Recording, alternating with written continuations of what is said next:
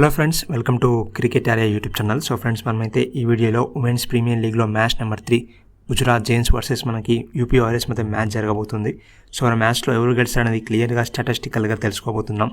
But అంతకన్నా ముందు మీరు కనుక మన ఛానల్ని ఫస్ట్ టైం చూస్తున్నట్టయితే ప్లీజ్ మన ఛానల్ సబ్స్క్రైబ్ చేయండి. అలాగే మన వీడియోని మీ ఫ్రెండ్స్ అండ్ ఫ్యామిలీకి తప్పకుండా షేర్ చేయండి. అండ్ మీకు కనుక ఫ్రీ క్రికెట్ ప్రొడిక్షన్స్ కావాలనుకుంటే మన టెలిగ్రామ్ ఛానల్లో ఫ్రీగా ఇస్తున్నాం. ఆ లింక్ మనకి కామెంట్ సెక్షన్ అండ్ అలాగే డిస్క్రిప్షన్లో ఉంటుంది. జాయిన్ అవ్వాలనుకుంటే జాయిన్ అవ్వండి. సో లేట్ చేయకుండా లెట్స్ డైవ్ ఉంటుంది ఆ వీడియో.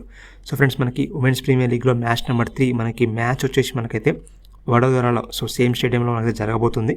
ఇప్పటికీ లాస్ట్ 2 మ్యాచెస్ కూడా అదే స్టేడియంలో జరిగినాయి కాబట్టి.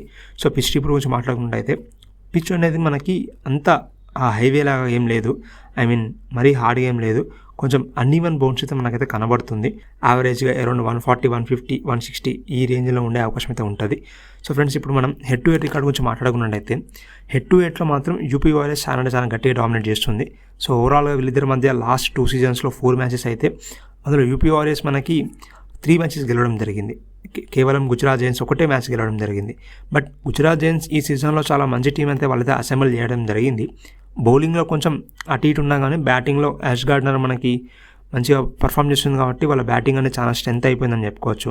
వేరే యూపీ వారియర్స్ కూడా వాళ్ళు ఎరానా కింగ్ లాంటి ఒక లెగ్ స్పిన్నర్ నేర్చుకున్నారు. తాలియా మెగ్రాత్ ఇలాంటి వేరే ఆప్షన్స్ అయితే ఉన్నాయి.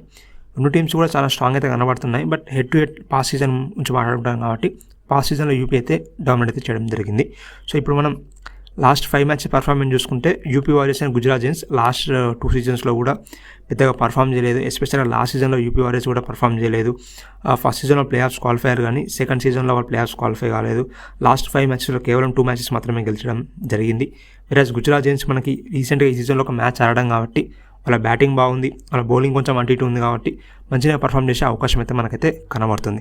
సో ఫ్రెండ్స్, ఫైనల్గా మరి ఈ మ్యాచ్ ఎవరు గెలిచారనేది క్లియర్గా తెలుసుకున్నట్టయితే సో 2 టీమ్ని వాళ్ళ స్క్వాడ్స్ని అండ్ అలాగే పిచ్ని చూసుకున్నట్టయితే సో బ్యాటింగ్ అనేది కన్సిస్టెంట్గా చేసే టీం అయితే గెలిచే అవకాశం అయితే ఉంటుంది కాబట్టి సో నాకు యూపీ వారియర్స్ అండ్ అలాగే గుజరాత్ జైంట్స్ చూస్తే గుజరాత్ జైంట్స్కి అయితే కొంచెం మంచి ఎడ్జ్ ఉండే అవకాశం అయితే ఉంది.